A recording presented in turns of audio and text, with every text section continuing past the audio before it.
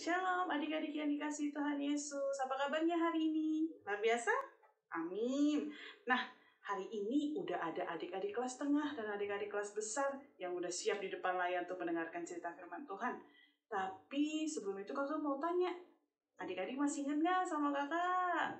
Atau ada yang ingat mukanya tapi lupa namanya siapa? Kita kenalan lagi ya, nama kakak Kak Siska. Oke? Jangan lupa ya, Kak Siska. Nah, kita udah kenalan.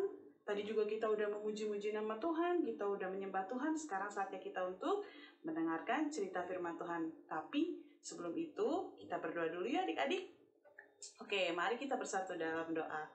Tuhan Yesus, terima kasih untuk berkat yang Tuhan berikan kepada kami, untuk kesehatan yang terus Tuhan berikan kepada kami, sehingga kami bisa bersama-sama beribadah sekolah minggu di hari ini.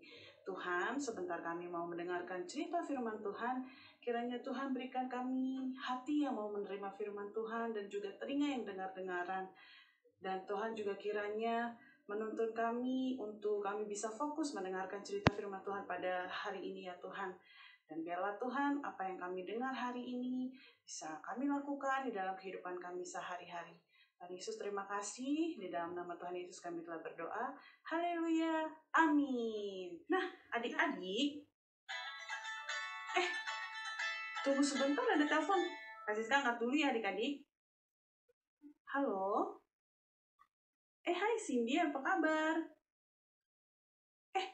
Kenapa kok kamu nangis? Coba cerita sama aku, ada apa? Hah? Laptop kamu rusak? Tapi kan besok kita mau ujian.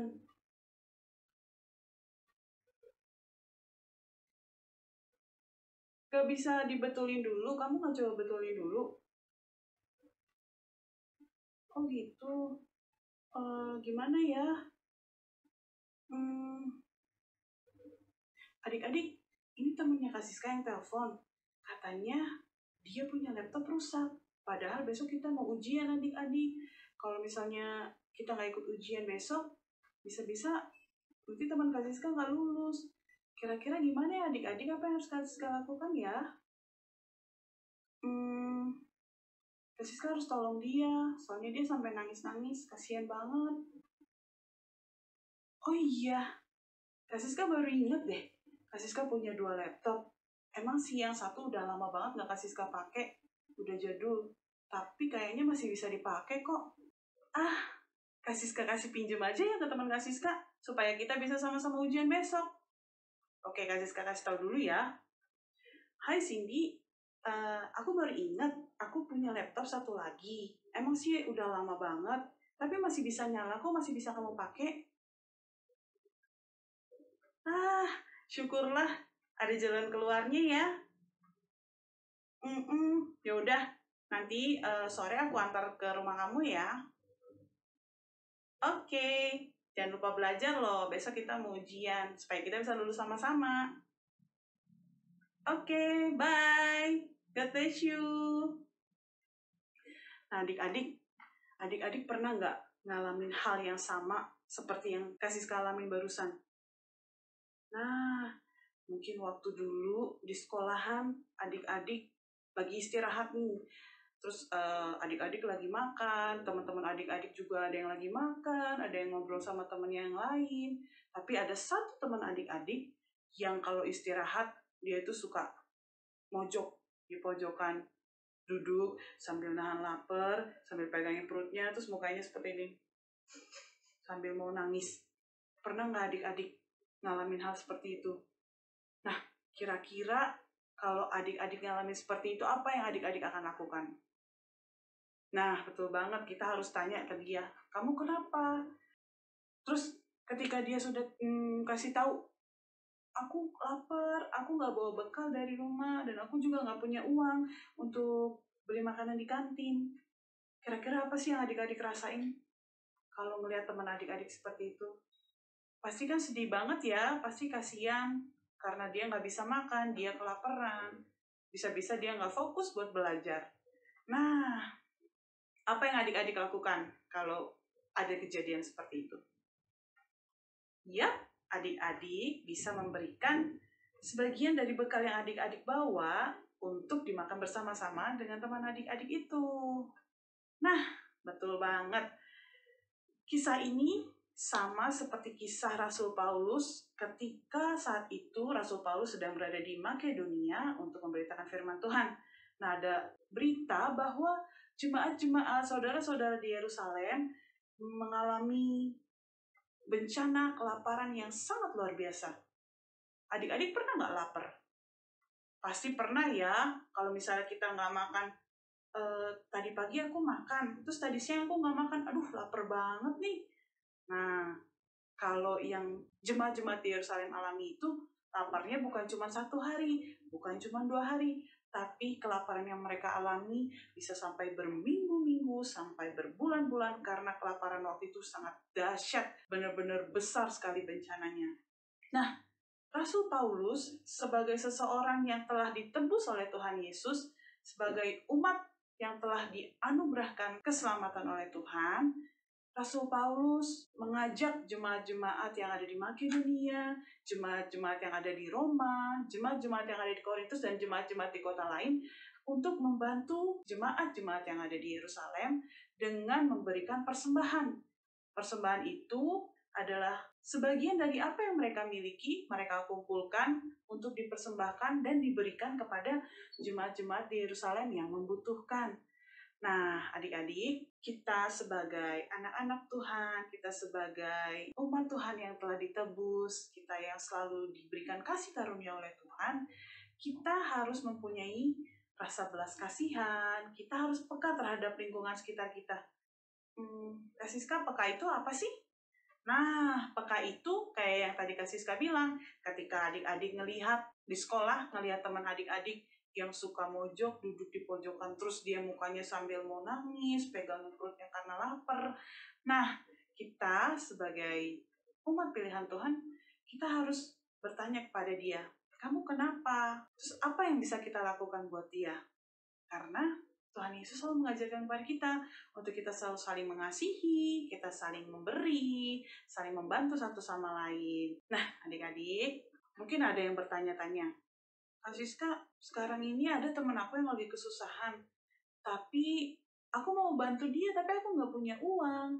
Gimana dong, Kak Siska? Nah, adik-adik, ketika kita mau memberi, ketika kita mau membantu saudara-saudara kita atau teman-teman kita yang sedang mengalami kesulitan, bukan hanya melalui uang atau materi, tapi adik-adik kita juga bisa memberikan semangat, memberikan dukungan, memberikan perhatian untuk teman-teman kita itu. Atau yang lebih penting adalah kita mendoakan teman-teman kita yang sedang mengalami kesulitan. Kita berdoa kepada Tuhan, Tuhan, aku mohon tolong bantu teman aku yang namanya Adit. Dia sekarang keluarganya sedang mengalami kesulitan ya Tuhan. Ayah ibunya sudah tidak bekerja selama pandemi ini. Bahkan untuk makan aja mereka benar-benar sulit. Tuhan tolong berkati keluarga Adit. Tuhan tolong berkati kedua orang tua Adit supaya kedua orang tuanya bisa segera mendapatkan pekerjaan yang baru dan bisa memenuhi kebutuhan hidup keluarga mereka sehari-hari. Nah, adik-adik bisa berdoa seperti itu. Atau adik-adik kan sudah ada yang punya handphone ya, bisa adik-adik untuk telepon atau chat WhatsApp teman adik-adik yang sedang mengalami kesulitan itu, adik-adik tanya kabarnya. Hai Adit, apa kabar? Kamu harus semangat ya, jangan putus asa. Aku di sini selalu mendoakan kamu. Nah, adik-adik bisa seperti itu. Atau ketika ketemu, adik-adik bisa pegang pundaknya. Adit, kamu jangan putus asa ya. Kamu harus semangat. Aku selalu di sini kok dukung kamu. Aku juga selalu doain kamu. Tuhan pasti kasih jalan keluar. Tuhan pasti kasih yang terbaik buat kamu. Nah, adik-adik bisa melakukan seperti itu. Jangan lupa ya adik-adik, ketika adik-adik melihat ada orang yang mengalami kesulitan, ada orang yang mengalami kesusahan, adik-adik tanya. Pertama tanya dulu, kamu kenapa? Lalu, apa yang bisa adik-adik lakukan untuk dia? Oke? Jangan lupa ya untuk selalu memberi, untuk selalu membantu, untuk selalu saling mengasihi satu sama lain. Nah, cerita firman Tuhan hari ini sudah selesai dan ayat hafalan hari ini terambil dari kitab Ibrani 13 ayat 16. Kasih saya bacain ya buat adik-adik. Dan janganlah kamu lupa berbuat baik dan memberi bantuan, sebab korban-korban yang demikianlah yang berkenan kepada Allah. Amin. Oke, adik-adik, kita sudah mendengarkan cerita firman Tuhan, kita sudah memuji Tuhan, ibadah sekolah minggu hari ini sudah selesai. Tapi sebelum kita menyudahi ibadah ini, mari kita berdoa terlebih dahulu untuk firman Tuhan yang telah kita dengarkan. Mari kita bersatu di dalam doa. Tuhan Yesus, pada hari ini Tuhan, kami sudah selesai beribadah sekolah minggu, kami sudah juga mendengarkan cerita firman Tuhan. Tuhan, kami belajar seperti Rasul Paulus ketika mendengar jemaat-jemaat di Yerusalem sedang mengalami kesulitan. Rasul Paulus mengajak jemaat-jemaat di kota-kota lain untuk memberikan persembahan, memberikan sebagian dari apa yang mereka punya untuk mereka berikan kepada jemaat-jemaat di Yerusalem yang membutuhkan. Tuhan, kami mau belajar seperti Rasul Paulus yang peka terhadap lingkungan, yang mempunyai hati untuk selalu memberi, untuk selalu mengasihi sesama, untuk selalu membantu ketika ada orang lain yang mengalami kesulitan. Ajarkan kami Tuhan, berikan kami hati yang mau terus memberi, yang mau membantu satu sama lainnya, supaya kami bisa melakukannya di dalam kehidupan kami sehari-hari. Tuhan Yesus, kami juga berdoa untuk orang tua kami, kiranya Tuhan berikan selalu kesehatan dan penyertaan Tuhan kepada mereka ketika mereka bekerja, ketika mereka mencari uang untuk memenuhi kebutuhan hidup kami sehari-hari ya Tuhan. Dan kami juga berdoa semoga pandemi ini bisa segera berakhir, supaya kami bisa kembali bersama-sama beribadah di gereja Isa Masih Raja Wali ya Tuhan. Karena kiranya Tuhan juga selalu memberikan kami semuanya kesehatan. Berikan juga kami selalu semangat untuk kami bisa terus beribadah online. Kami juga bisa terus sekolah online. Kami gak males-malesan ya Tuhan. Supaya kami bisa terus semangat dan menantikan bahwa Tuhan yang akan berkarya, Tuhan yang akan menghentikan pandemi ini. Tuhan Yesus, terima kasih untuk hari ini. Dan kiranya Tuhan, Engkau terus menyertai kehidupan kami, Engkau terus memberkati kehidupan kami, dan sempurnakanlah doa ini ya Tuhan yang telah kami panjatkan hanya di dalam nama Tuhan Yesus. Kami telah berdoa dan mengucap syukur. Amin.